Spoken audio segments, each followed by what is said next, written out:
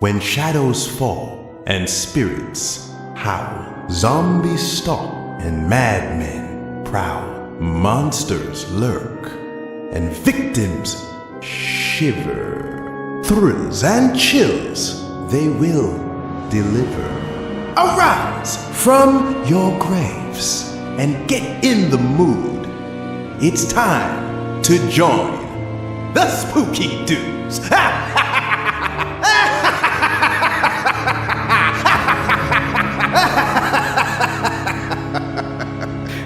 Our buddy August is here from Strange Film Studios.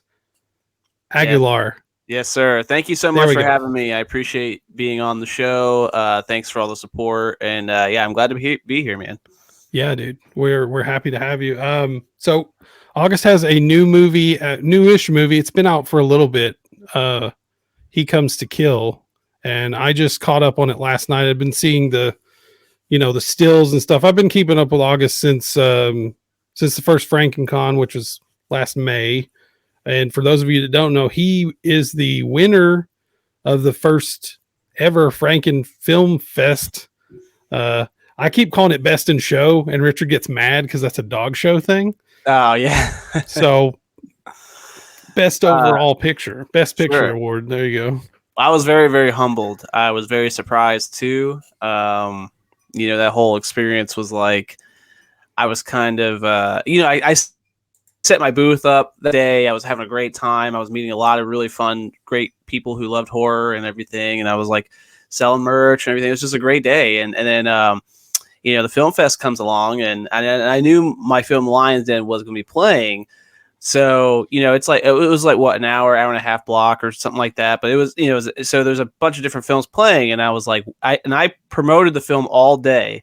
Like, I was like, yeah, come to the 4:00 film fest. Lions Den's gonna be playing Strange Films, So I've been hyping it up all day. And then I'm sitting there with a row of people. And I remember like sitting there with a couple people that I just met from a previous con. And I was like, and we got to the end of the screenings and my film didn't play. And he looks at me, he's like, wasn't your film supposed to play? I was like, yeah, I thought so. I was like, dude, I'm either getting punked or something. I was like, what's going on? I didn't even know it didn't play. No, it didn't play at all. It wasn't played until the after party or the awards, whatever that last part of with Joe Bob Briggs. Yeah. It played right then and there, where it was like, okay, we're playing the best, film overall, and then they played it, and then Joe Bob handed me the award. But I was like, that's when I was like, oh my God, like what? So yeah. Okay. So when I sat and watched it, I mean, I'd watched it beforehand, obviously, but when I sat and watched it there, that was when we I didn't know we didn't show it in the afternoon with the rest of the films, but that's interesting. Yeah. I was like tripping out. I was like, dude, where's my movie? Like, yeah. I thought it was going to show, and I told everyone all day that it was going to show, but no, it was super awesome. I'm very, very grateful and humbled about the whole thing. And, that was a really, really great event, man. I'm so stoked for Bride of FrankenCon. Yeah. Oh, thank you for saying that. Yeah, man. And it was well deserved. I enjoyed the Lions Den. I watched it again today. Thank you. Dude, the film fest was sort of added on there as like an afterthought because none of us thought about it. I think it was just a conversation that one of them was having with Lisa or Jason from Southland, Dungeon at Southland, or Bird in the Book. Mm-hmm. And they're like, why don't you do a film fest? Like, that's a good idea, but it ended up being like really important thing, like it's not I don't think it's a thing you can like hang your hat on, like, well, we've got Kane Hodder and Joe Bob and whoever. It's not one of those things, but I think what it ended up being was like the thing. Okay, I'm doing really poorly at this.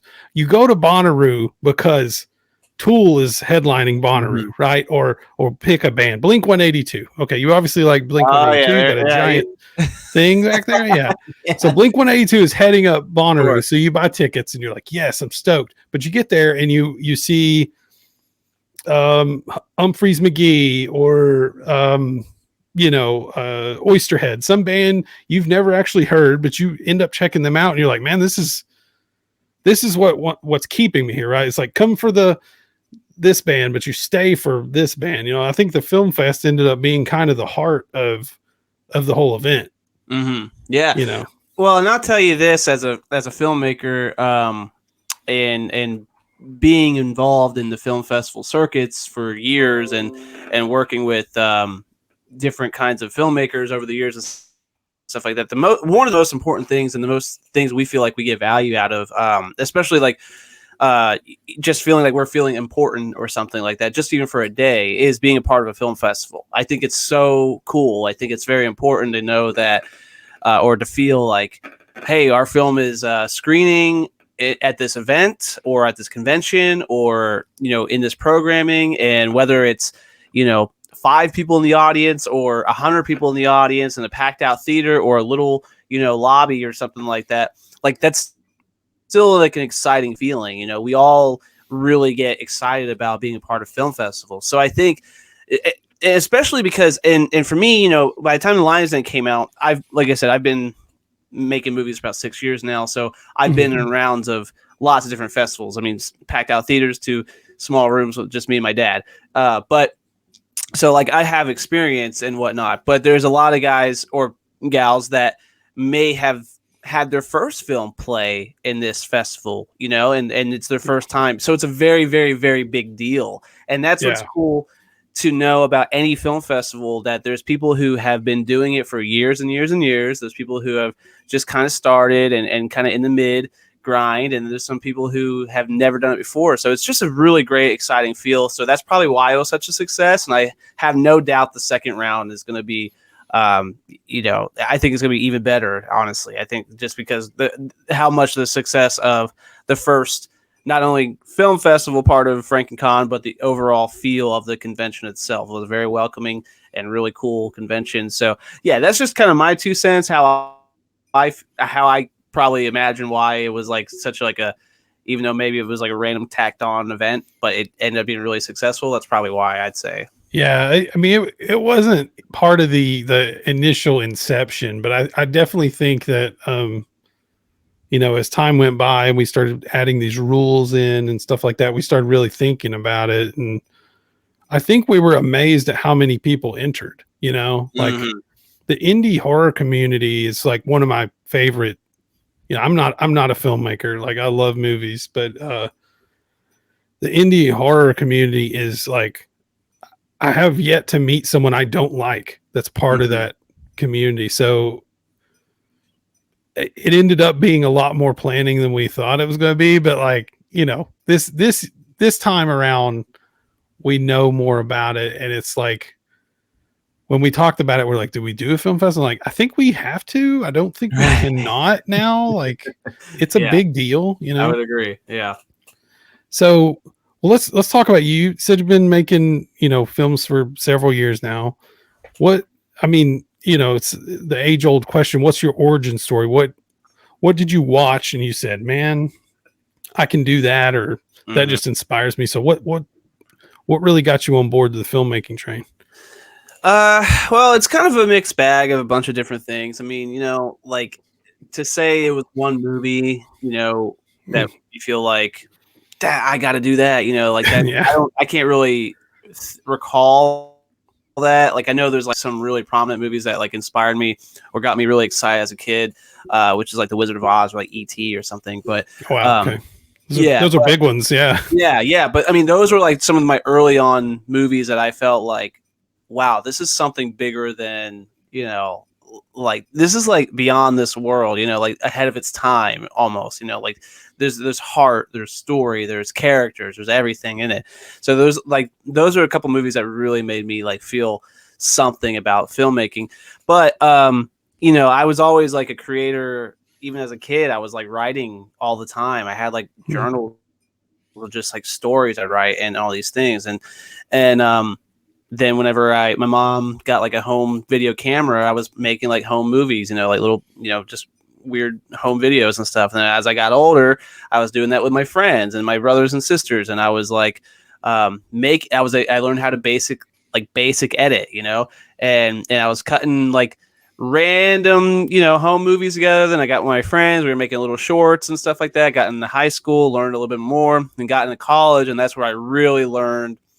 I took screenwriting classes, film classes, directing, audio, like everything about filmmaking in general, and I fell in love with it even more.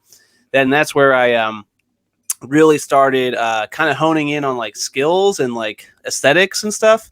And I started really kind of watching a lot more movies that made me like not only just watch a movie for entertainment, but just watch it like for like learning, about different directing and stuff. Do you like horror t-shirts, socks, and enamel pins? Well, yeehaw! Saddle up, buckaroos. Have I got a deal for you? Head on over to fright-rags.com for the latest and amazing horror apparel and more. You can also save 10% off your entire order by using code SPOOKYDUDES10 at checkout. That's code SPOOKYDUDES10. Go on now! And recently I saw you post like a reel or something over on Instagram about you have moved into full-time content creation, and how's that going? Well, I made that decision.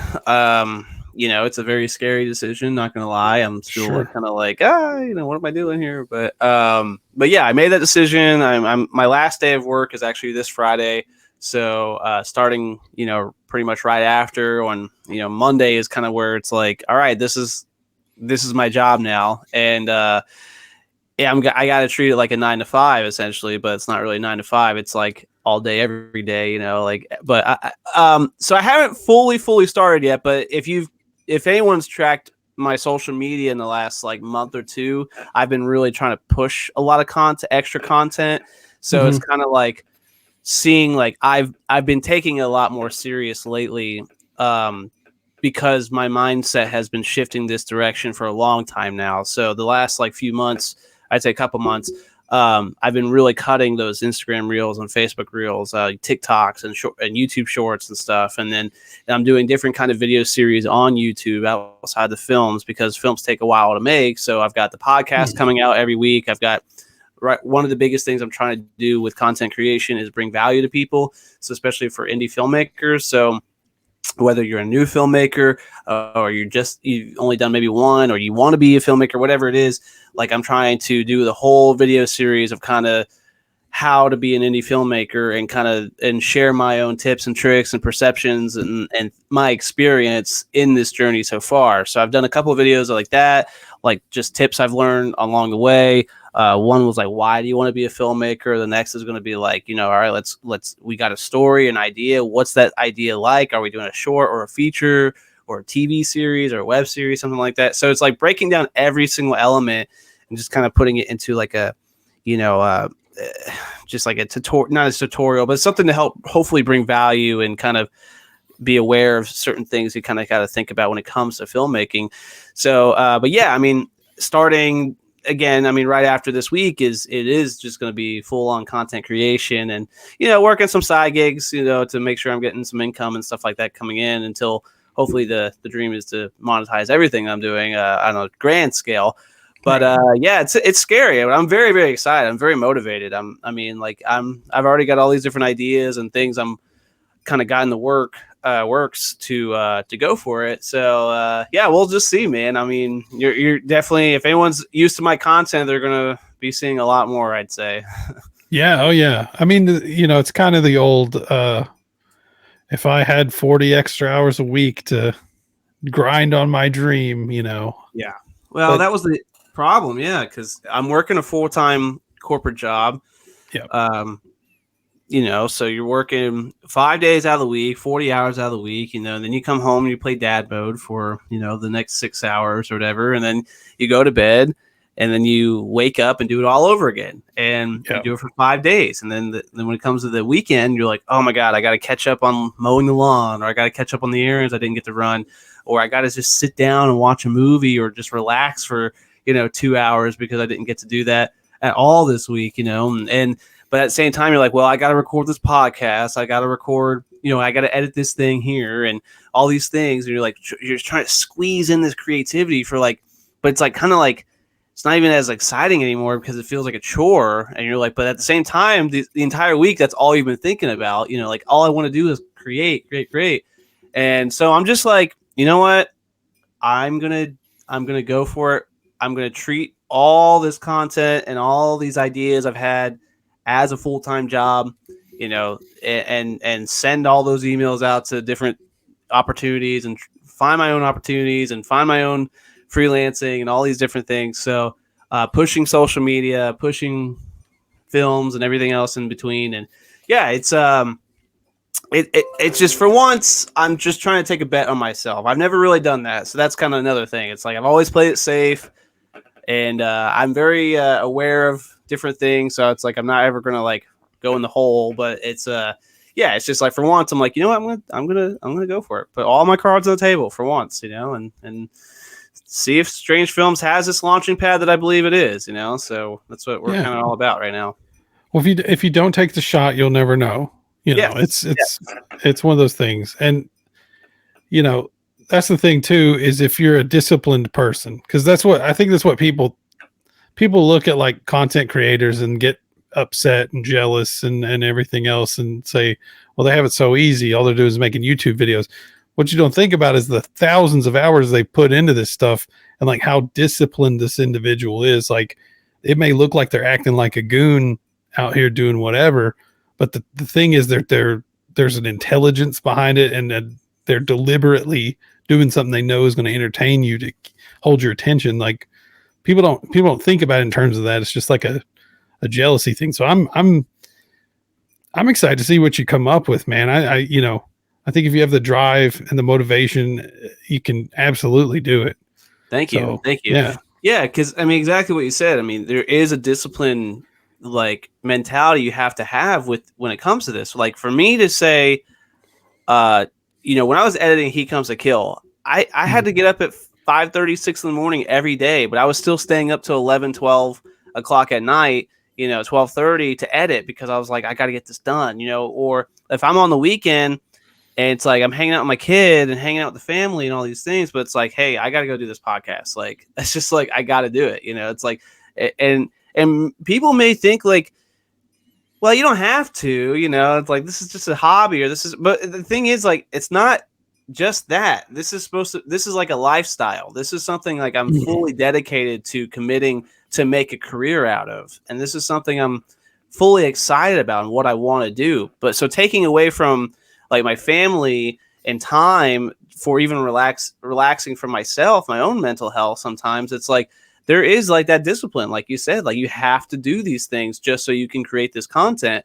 And so that's kind of where I'm like, okay, if I can allow myself to have a full week of time, I can pick and choose those pockets of time when it's best for me, or away, when the kid's sleeping or something, I can stay up and not have to worry about it or whatever it is. But there's a lot of different opportunities in the week. But so yeah, it's not just sitting around and putting record on and throwing something out and saying, all right, this is what I'm doing. It's so much work. It's just so much work, and people don't understand that, but I want to do it. I'm very excited about it.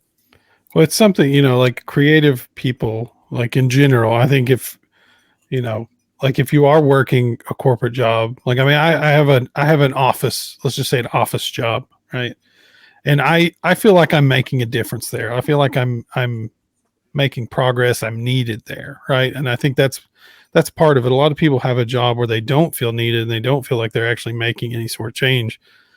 And I think, finding the thing that ignites that spark in you, whatever that is, I can do this on the side and everything and still do my job, but it does become a bit of a grind, right? Like when you don't, it's not even about the money thing, I guess. It's more about like, are people enjoying the content I'm making? Are people receiving the message? Are people, that's more important than the money. I mean, obviously we need money to live, but is it being appreciated? That oftentimes means more to me than like, am I getting a sponsorship? Oh, of course. Yeah. Payment, but you have to find an outlet. Like if you're a creative person and you just push that down and suppress it because you've got to work and do all these other things. It's painful. I think it's a hurtful thing, you know. Yes, I completely agree, and I've talked about this on my own podcast a few times, but essentially it is like where it's I'm someone who needs that outlet. I'm someone who needs to just throw my stuff out there, and I do get a lot of more value. I don't even really think about the money. It's just I get more value knowing that people are enjoying what I'm making. But for me, it's more important for me also to make it, because if I don't, I'm going to be like crazy. I'm going to get upset. I'm going to be very, bitter and all these things. And it's like, and I don't like feeling that way. So I have to do these things for my own sanity. And it just makes it even better knowing that people are enjoying it. So I think the best thing to do, and this goes for anybody, regardless of what position you're in, whether you're doing it as a hobby or full time, or just want to try it out, but just be authentic. Be authentic, be you, and be honest about it, and have good morals and all these things, and have fun with it too. And I think you can't go wrong. And then if you're on the right path, which I'm hoping and believing I'm in, all that success of monetary value or anything else that will naturally come because you've been authentic and been you and creating good content that people are enjoying. So that's just like it's just a long road, I mean, the content creators and filmmakers and everything, they'll spend years and years and years pushing things out until finally that one thing happens. But yeah, just be authentic of who you are and create honest content, and if people are enjoying it, it's just naturally going to grow. Yeah, absolutely. So let's talk about your podcast a little bit. Sure. Yeah. Well, we're on a podcast. Obviously, everyone watching knows what a podcast is.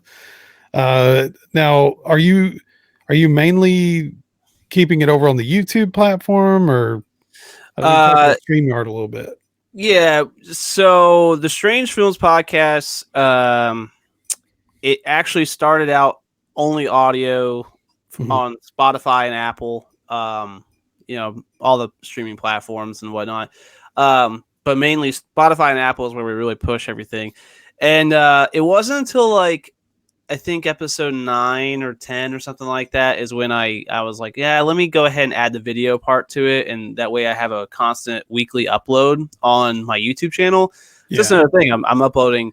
I have to make sure I'm uploading something on YouTube every week, so, and I'm doing YouTube shorts on a daily basis, but the weekly, I want one long-term video. So at least everyone can guarantee that they're going to have a podcast drop on every Tuesday for the Strange Films podcast. So yeah, it's, I think like episode 9 or 10 is where I started the video part. And we, we talked about StreamYard. I use StreamYard for, my virtual guest, and we just do interviews just like this. And I'll just cut it. I edit the whole thing, so it's like the screen only shows one person at a time as they're talking and everything. And I noticed that. I was like, "How's he doing that?" yeah. So it's just a lot of cropping and zooming in and all these things. But yeah, I have to. I do that. That way, it looks like more of like a one-on-one versus seeing both people's reaction. Because one of the comments I got before when I think my dad Frank, he was watching one of my live shows or something, and we're doing this where it's just like you can see both people at the same time. I'm listening to the guest, but I'm just like, and it's just like he's like look at your face. He's like, just look at my face, and I'm like, yeah, I don't like people just like looking at my face when I've got nothing to say. So I'm like, I just I wanted to make sure it's one-on-one, when I edit. But I've got a great my intro. Usually I'll record a separate intro off the pod, and I'll kind of let the people know like, hey, this is who I talked to, this is kind of the key points, and this is what's going on, so enjoy the episode or something. I got a great I got a new narrator who does the intro for me, just saying like, welcome to Strange Films and all this. So he reached out to me and wanted to do that, so that was cool. Awesome. But yeah, I'm doing that, and I'm really loving it. It's all about talking with filmmakers and actors and other creative people, in the industry. It doesn't have to necessarily be with film. I've done an episode with a comic book creator. I think I've got another one. Someone reached out to me, and they do like horror novels and comics as well. So that's probably somewhere in the books here as well. But yeah, it's just really mainly focusing on film. But anyone that's kind of creative, doing some cool stuff like that, they're definitely welcome to be on the show. And it's been great, man. I've been really enjoying it and everything. So yeah, we're about 13 episodes in the Strange Films podcast, and this has just been something I've done for years. I've always been interviewing people for the last like 6 years, and mainly musicians and sometimes actors or filmmakers or something. But it was always like I never knew how to do it like in a true podcast form. It was always like set up a crappy Zoom mic somewhere and post a YouTube video with no way to really carefully edit it or even put it on Spotify. I never even knew how to do that until recently. So yeah, this has been like learned a lot over the last year to finally kind of make the podcast what it is now. And I'm grateful for people who listen to it because have built up the audience so far. So it's been good. That's great, man. That's one of the hardest parts is like getting, we were talking before the show, and like one of the things I'm passionate about is like indie horror, getting indie horror out to people, not necessarily because indie horror, there's not a lot of money in indie horror, but there is an awesome community, and it's just so difficult to get these things out in front of people. So I'm very passionate about that, and building an audience is just, it's tricky. It's hard to do. You just have to find the right, you have to find your tribe and like, let them take you in. Right.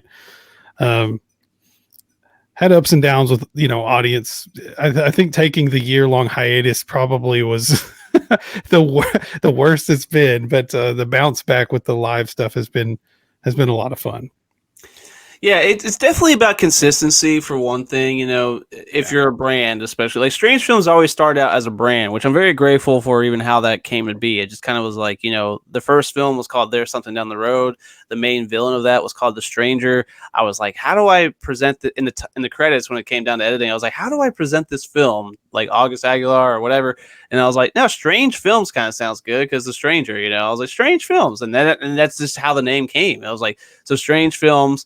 And then it was shortly after I got a logo for it. And that's just kind of how the brand started. So for coming up on 7 years now, we've had this logo, we've had this brand, we've had all these different projects and films and everything of all different audiences, whether they're comic book readers or musicians or artists or, podcasters or filmmakers, whatever, like go to Strange Films. And we've just been consistent about trying to deliver that kind of like, hey, this is what we're doing.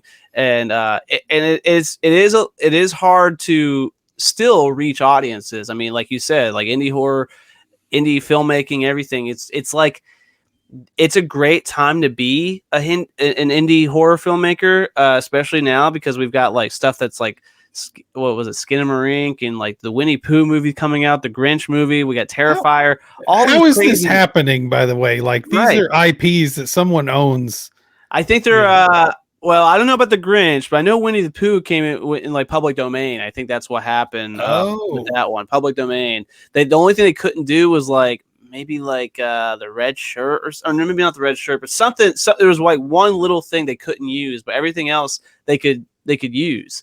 It's a Disney thing, right? Right. They've got the like public domain now, so they're like, yeah, let's make a horror movie out of it. But like, like it's crazy because you've got all these like indie horror films that are going on like these like micro to low budget, productions and making tons and tons and tons of money. Like that Skinamarink, I hope I'm saying that right, but that movie only had a $15,000 budget and made almost $1 million and going in theaters everywhere, dude. And now it's on Shudder and everything. And that's mind boggling. And when I see the people who are like supporting these movies, they're all people who love indie horror and horror films in general. So it's like, all we have to do is keep pushing the socials, keep pushing our brand. And hopefully, we tap into that audience that loves that indie horror, and they're just like, whoa, it just blows up from there. But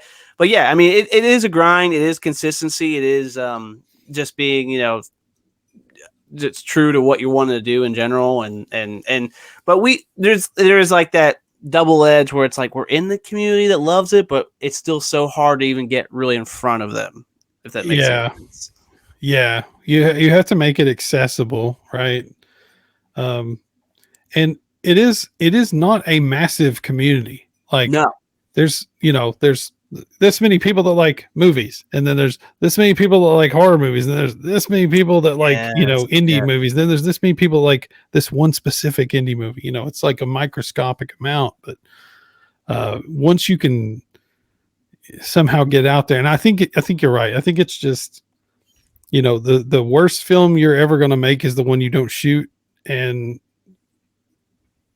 if you just keep plugging away and you keep putting stuff out there, eventually they'll go, well, I want to look up August's other movies. So I watched He Comes to Kill, and then I watched The Lion's Den. I'm going to go back and watch, I forgot what you said, the first one. There's something down the road. Mm-hmm. Yeah.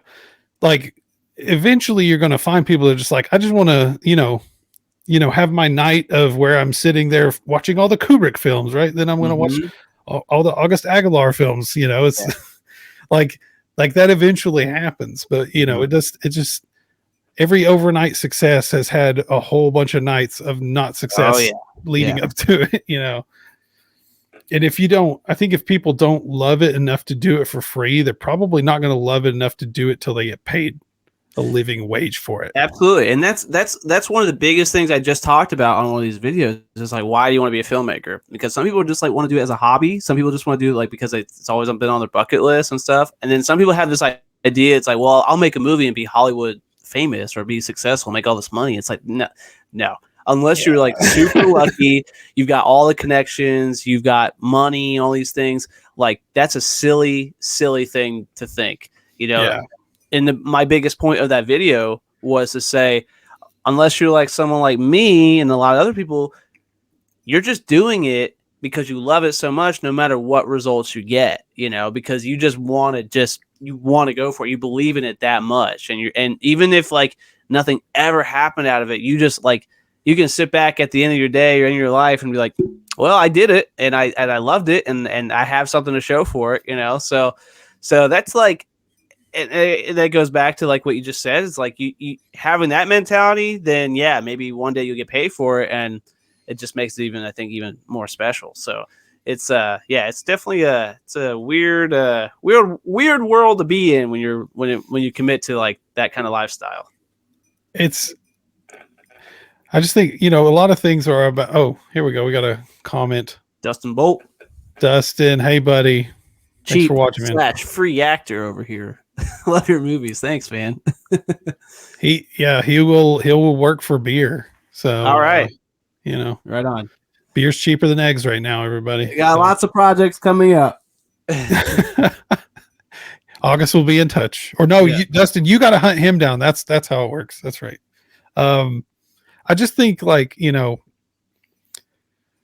mental state, the way you perceive the world around you and your mental state is going to be so much healthier if you just find something that you love doing and you approach it from that perspective, right? Like I love doing this. I love making this.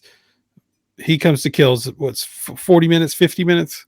50 minutes. Yep. I loved making that 50-minute film, right? Like I didn't know anybody was going to even click share or subscribe or like on YouTube, but I liked making that film. Damn it. That if you just think of it that way, then someday when somebody dumps a truckload of money in your front yard, it's just like, oh, cool. Where'd this come from? But I was pleasantly present for this entire, series of events. I think you have a positive outlook on this stuff. I think that's going to serve you well. And it seems like it's served you well for the past several years. So I'm excited to see what comes next, man. Thank you. Yeah. I think you have to stay positive. I mean, like don't get me wrong. I'm a very realistic person on things and whatnot, but like, sure. Like I think what ultimately led to me, deciding like, hey, I'm going to quit my job and actually go for like content creation is like, on a day-to-day basis, no matter what I was doing, no matter how happy I am with my own personal life or successes I've had and stuff like that, it's like I've got this overwhelming feeling just constantly on me saying like I am supposed to be doing something else. I'm supposed to be like a bigger version of what I am, if that makes any sense. It's a crazy kind of overwhelming feeling, but I'm kind of just like I'm meant to do more than what I'm doing right now, and Sure. it's kind of just like leaning into that. And it's the same feeling. The best way I can describe it is it's the same feeling I got when I made the decision to leave the news and go for making content in the begin with my first film. Like I was working the news. It was kind of like my career job. Like I was like, oh, this is what I'm supposed to do. What everyone was telling me, like, oh, you've got a great career ahead of you and all this stuff. But I was miserable. I hated it. I was like, I just did not know what to do. And I was like, there has to be more than this. And that's kind of where this like overwhelming feeling came, and a sign from the universe came was like, hey, you need to make that first movie and go for it. And I was like, okay. So then, I quit my job and started working as like bartender and whatnot. But I was, my full-time commitment ideas were to Strange Films. And that's just kind of how it is now. And yeah, things are like different. I'm older now and stuff like that. So it's a little bit more complicated, but it's also at the same time, like, again, that feeling, that overwhelming feeling sensation, like there's something here, and you got to tap into it as hard as you can, as full as you can, and really get to the bottom of it and see if it is going to be like this big thing that you've always imagined it's going to be. And if not, hey, you dug it and you tried it and you went for it, and that's okay. Like I'm very happy about that regardless. So, but yeah, I'm just positive about the whole thing. I'm just, because you just never know. And there's been so many different like success stories of every kind and every way you can imagine. It's like, I don't know. I mean, Strange Films, we might be there one day. I think so, man. Let's talk about He Comes to Kill, because I watched it. I told you I watched it once last night, and I watched it today. Last night I was paying full attention. Yeah. Okay, I got questions. All right, let's go. Okay. White Lavender Jones. What is the story with this character? For those of you who haven't seen the film, you can go watch it now on YouTube, by the way. Yes. So go do that. I mean, watch the rest of this, then go watch it. There you go. Yeah. That's a nightcap. There you go. But tell me about White Lavender Jones, because I am fascinated by this rapper who throws Hadokens. I don't know what's going on. Tell me about him.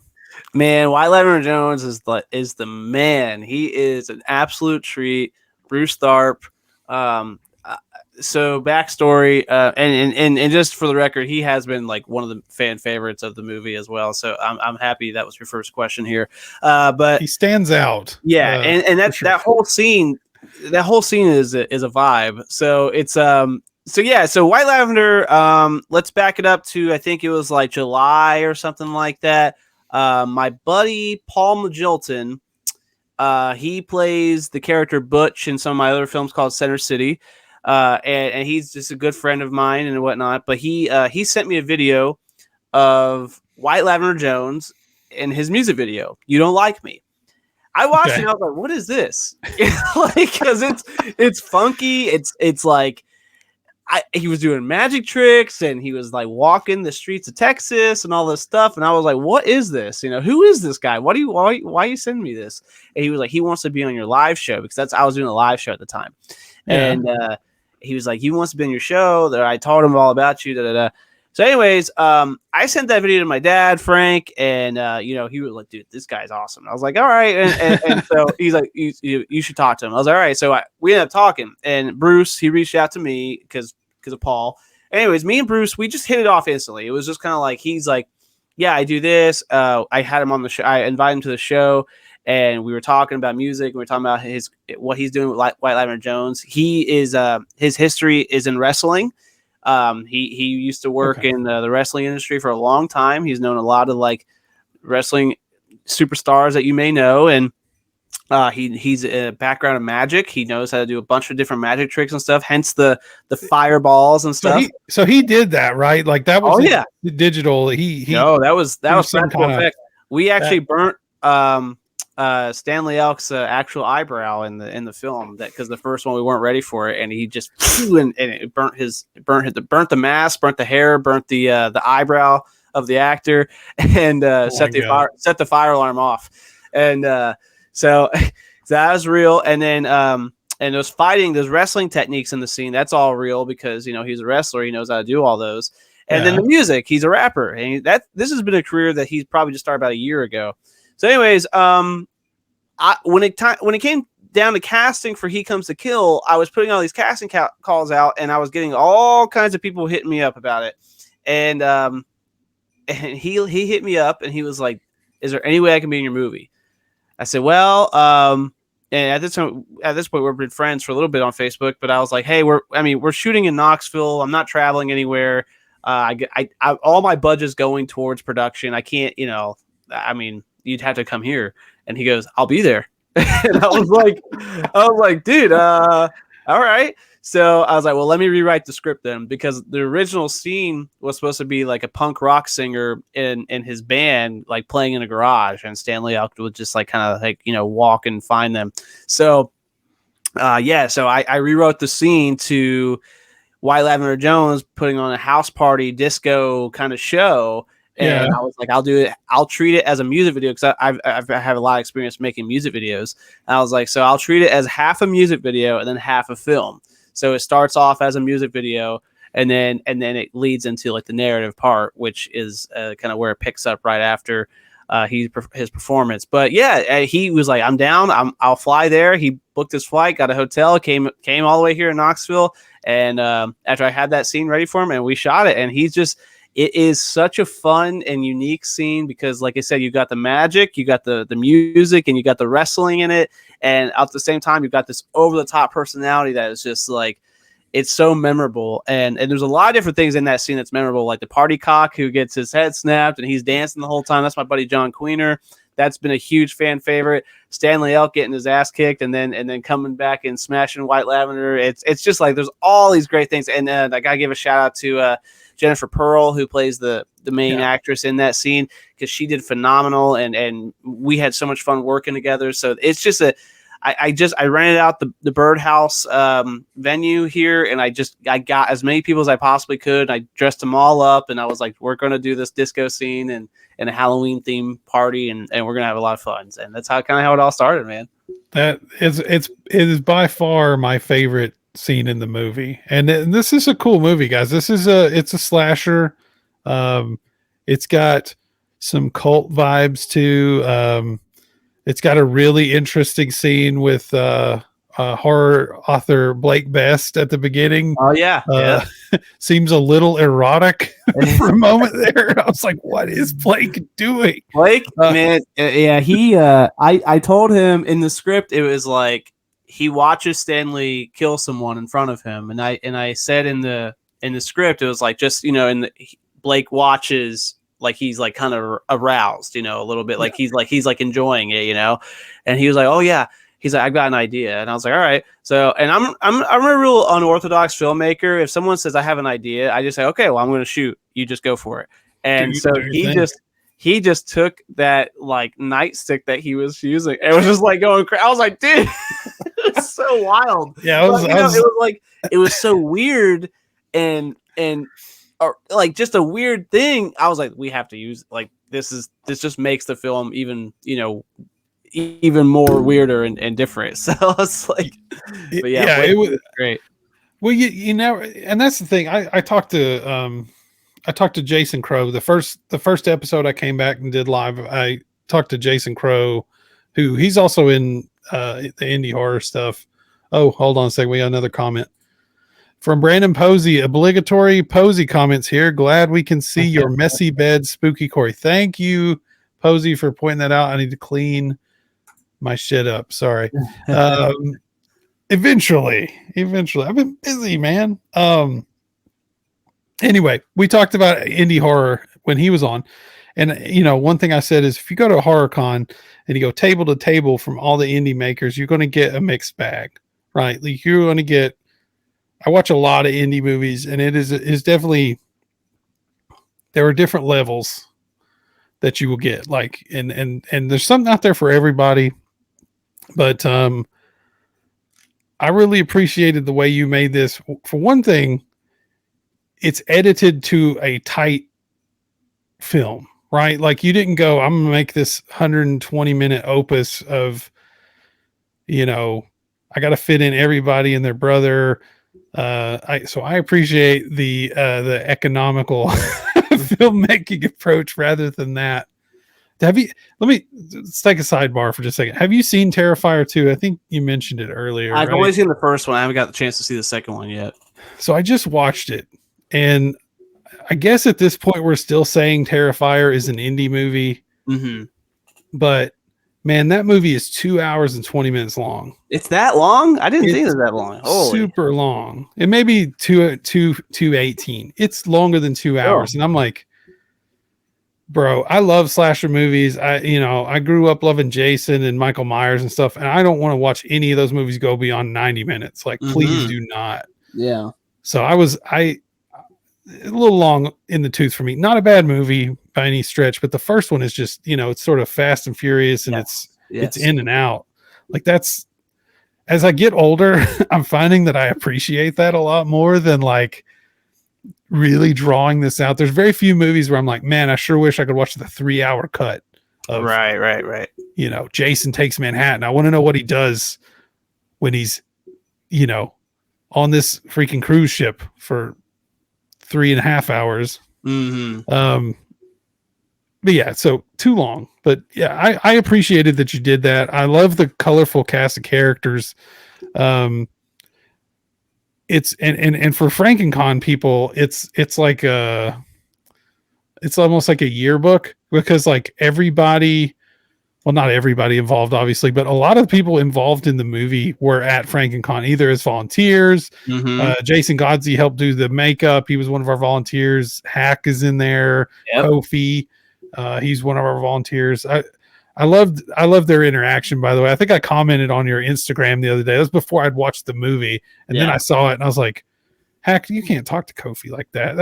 That's our dude. We like Hack too, but yeah, come on, man. Oh man, we had such a blast filming that. It was so funny. I had to like control myself from laughing so hard, shooting it, because it was just like because the thing is, there was a script, but it was like the premise of it was there, and the rest of it was them just like going back and forth off the top of their tongue, and it was just like they both like really, really had some great stuff. That, I mean, after that first take, I was like, dude, this is gold. Hold on, let me catch my breath here. Let's reset and let's try it again. We did 3 takes, I think, all together, and it was just, I mean, they were both fantastic. We had so much fun doing it. It looks great. It's a great, like, kind of after all this bad shit that happens right before that with, Stanley and Mark and everything like that. It's kind of like a nice, like, icebreaker, kind of get back into like a comedy zone a little bit, and then kind of leads off to the ending. So, but yeah, Tony, I met a lot of those guys at FrankenCon. I mean, I met Blake shortly after.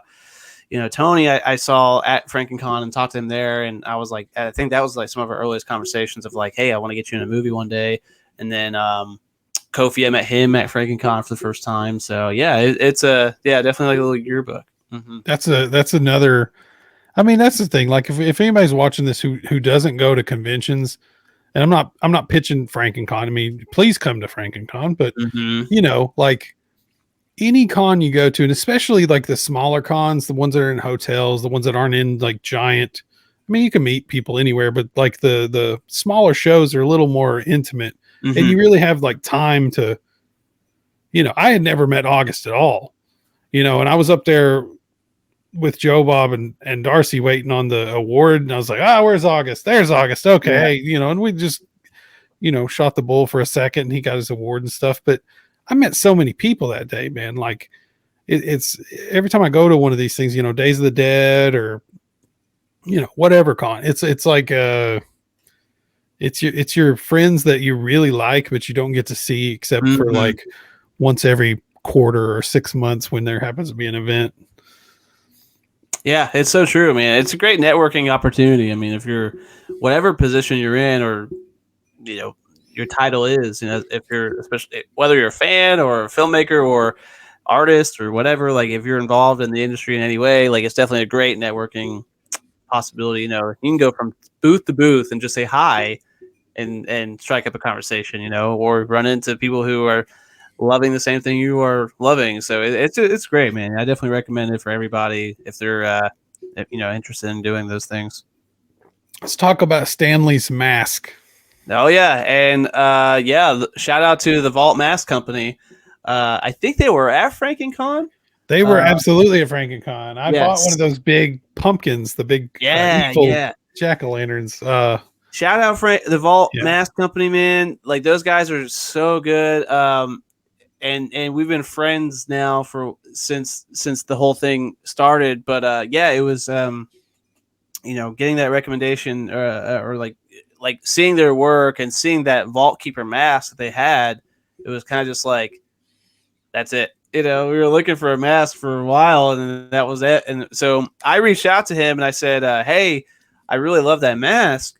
I'm making a slasher film and I need a mask, and I wanted to be like an iconic look like Michael Myers. I'm like, but I really love that mask. Would you be okay if I bought it and we use it for film? And they're like, yeah, absolutely, of course. So that's just kind of how it started. And I got the mask, and the only thing I did differently with the mask was the hair was like the hair when it comes with the mask, it's got hair on the front and like the sides a little bit, but there's no hair in the back. So I needed hair to kind of like surround the whole thing. So I knew I was going to be getting a lot of different kinds of shots. Mm-hmm. So I bought a wig of the same hair color.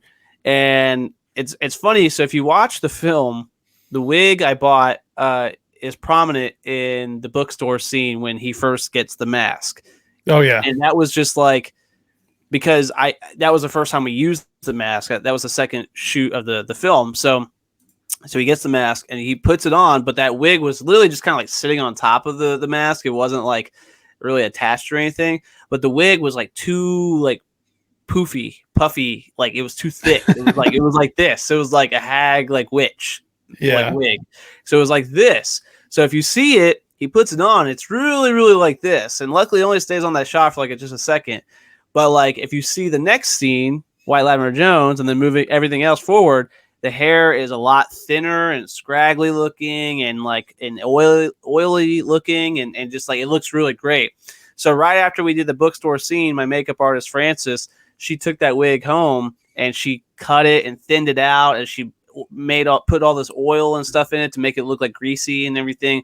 And she brought it back for the White Lavender Jones scene and everything else. And that's where we were able to, make it look like the way it looked now. So that's kind of the only thing I did differently to the mask. But I love working with those guys, and we're hopefully partnering up for the second part of the movie. We're going to maybe get some more masks coming in to add to the extra element of the sequel. That's awesome, man. Yeah. I love the mask too. It's just so funny. It's like their mascot, and then it ends up being, the killer in a movie. It's brilliant though. It's a great mask. It's a great look. Well, we are coming close to an hour here. Anything else you want to hit on before we do plugs and close up? No, I just appreciate you having me on, talking about everything. And I'm thankful for anyone who's listening, obviously. And you watching He Comes to Kill, if anyone wants to watch that, it's on YouTube, like you said. And I've worked with a lot of great people with it. I mean, from top to bottom, I'm super thankful for the experience. It was really hard. It was a really big challenge, and I learned a lot from it. But it's going to be coming out on Blu-ray and DVD probably late February or early March. So if anyone ever wants to pick up a physical copy, they just follow Strange Films and they can get that. But yeah, no, I'm really grateful. We're still reeling off of the film itself.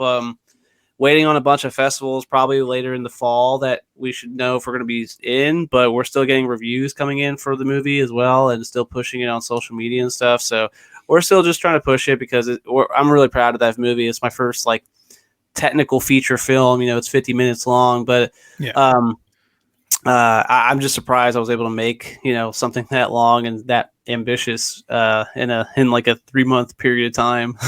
That's insane. There's 3 months. That's insane. Yeah. I started shooting in August and I released it. I got done with the final edit at the last week of October, and then we premiered at Central Cinema November like 19th, I think. So it was like, yeah, it was like, I mean, it was like a 3-month process of really just like filming and editing it together. But yeah, it was a really quick window. I don't even know how I did it, but I just did it. That's awesome, man. Yeah. For those of you out here listening who aren't watching the show right now, you can check it out. Strangefilmsstudios.com. It's spelled just like that. There's no dashes. There's no underscores. Just spell it out. Strange Film Studios. And you can just Google it too, and it'll come up. Yeah. And that's got the YouTube link. There's all kinds of cool stuff on here. There's a shop. You can shop for stuff. Yeah. We've got merch. We've got all kinds of t-shirts. Yeah. Actually, we're dropping a new Stanley Elk t-shirt. I haven't announced it yet, but I'll announce it here. We're dropping a Stanley Elk t-shirt in preparation of the physical release. Because the physical release is going to have like a commentary blooper, like a music video and some other stuff on there. So, but we're always adding new stuff to our merch and stuff like that. So since Stanley Elk and since He Comes to Kill has been such a nice like success, we're adding a Stanley Elk t-shirt for people. But yeah, we've got comic books on there and posters and stickers and all kinds of stuff. You know, we've got so much content and films over the years. There's pretty much every kind of merchandise for all those films. Yeah, go check it out, guys. And the Strange Tales Volume 1 DVD looks like it's still available. Mm-hmm. I see one in the background on your shelf. Oh yeah. I'm always looking at the backgrounds when I'm interviewing. I have the FrankenCon. It's right next to it. You can't see it, but I've got the FrankenCon. The trophy. Yeah. Oh, awesome. Yeah. I've got all my trophies from all the festivals I've won on that same shelf and everything. That's awesome, dude. Yeah. I thought Matt did such a good job on those trophies. It's my favorite. Well, that and another one I just recently got from the New Jersey Horror Con, but that I love that VHS so much. It's so cool. It's just retro. It's right at my alley. But I love it. I love it so much. It's like so personal, like customized too. It's great. I was very, very excited to see that. It was so cool. Yeah, for anybody that's not watching, or hasn't seen the socials, Matt made like custom VHS covers, and I can show it. Yeah. Oh yeah. It's worth grabbing. But he made custom art. I mean, it's worth people knowing, like just how I'm trying not to get the glare on there, but it's hard to do. Yeah. There it is. But you can kind of see it right there. But yeah, I mean, it's customized, to the film. Yep. With the case, it's got a plastic protective sleeve over it. It's got no idea what the tape is in there though. I know. I wanted to open it up and see, but I was like, It's something he got at a thrift store. The tape is, so I don't know. It could be home movies. Who knows? Super, super, super cool. I'm one of my favorite things I've ever gotten. It's super cool. Awesome, man. Yeah, I thought that was a cool touch. Well, anything else you want to plug before we? I mean, like the Strange Film Studios. If anyone's interested, go to our YouTube channel. That's where we're really trying to grow right now. I mean, we've got like a little over 6,000 subscribers. We're growing every day, but I'm really trying to, give as much value and content as I can on that channel, especially. So Strange Film Studios on YouTube. We do have like obviously Facebook and Instagram. We're on Twitter. And all those things, I'm really not that hard to get a hold of and stay connected with. So if you confirmed, look up my name or look up Strange Films, you can definitely see it. All of our films are available for free online on the website or YouTube to watch anytime. And then the only other thing I'd like to plug is our Strange Films podcast. It's on Spotify and Apple and YouTube, and we're just talking to all kinds of really great people. So it's not only get the chance to know me and my brand better, but you get to really get to know a lot of other people and their stories as well. So it's cool. That's awesome. Well, you guys go check out all of August's stuff. He is accessible. He's got lots of content out there. Check out the movie He Comes to Kill on YouTube, or go to that Strange Films Studios link and go straight to YouTube from there. August, thanks again, man. Thank you, man. I'm very grateful to be here. Thank you. Pleasure's all mine. And you out there, everybody, stay spooky, my dudes. Stay spooky. Yeah.